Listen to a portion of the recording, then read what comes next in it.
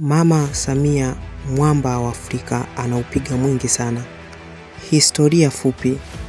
Mama Samia alizaliwa mnamo tarehe 27 mwezi wa kwanza mwaka 1960 katika mji wa Makunduchi uliopo Zanzibar. Amesoma elimu yake ya msingi na sekondari Zanzibar na kumaliza sekondari mwaka 1977. Baada ya hapo amekuwa akijiendeleza kwa kusoma kozi mbalimbali kufikia kusoma katika vyuo vikuu kadhaa ikiwemo Mzumbe, Manchester na Chuo Kikuu Huria cha Tanzania. Ndoa na familia. Mwaka 1978 aliolewa na ndugu Hafidh Amir ambaye alikuwa afisa kilimo na kubahatika kupata watoto wanne. Mwaka 1982 alimpata mtoto wa kike anaitwa Wanu ambaye amefuata nyayo za mama yake katika kuchapa kazi, ambaye kwa sasa ni mwakilishi katika Baraza la Wawakilishi Zanzibar. Safari yake kisiasa. Mwaka 2000 Mama Samia alichaguliwa kuwa mwakilishi katika Baraza la Wawakilishi Zanzibar na alifanya kazi kubwa chini ya serikali ya Zanzibar iliyokuwa ikiongozwa na Rais Amani Karume. Mwaka 2010 alichaguliwa kuwa mbunge wa Jamhuri ya Muungano kutokea jimbo la Makunduchi Zanzibar, ambapo alishinda kwa zaidi ya 80% ya kura zilizopigwa.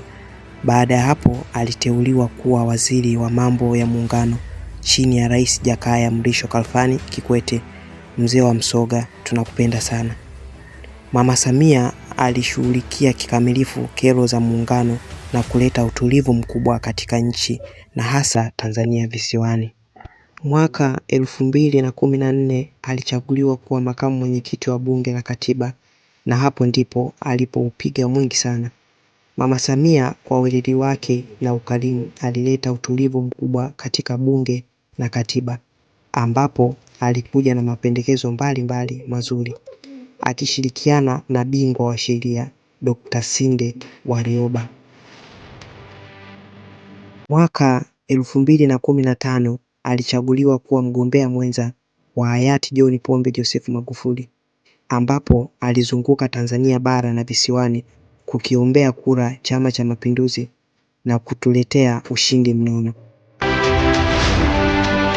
Mwaka 2020 hayati John Pombe Joseph Magufuli hakumwacha nyuma Mama Samia baada ya kumchagua tena kuipeperusha bendera ya Chama cha Mapinduzi, kilichopelekea mafuriko ya ushindi katika majimbo na kura za rais.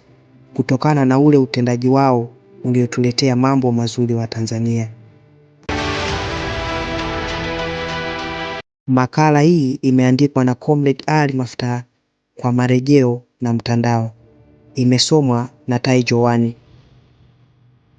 Makala ijayo itaelezea upekee wa Mama Samia na kwa nini amekuwa mwamba wa Afrika.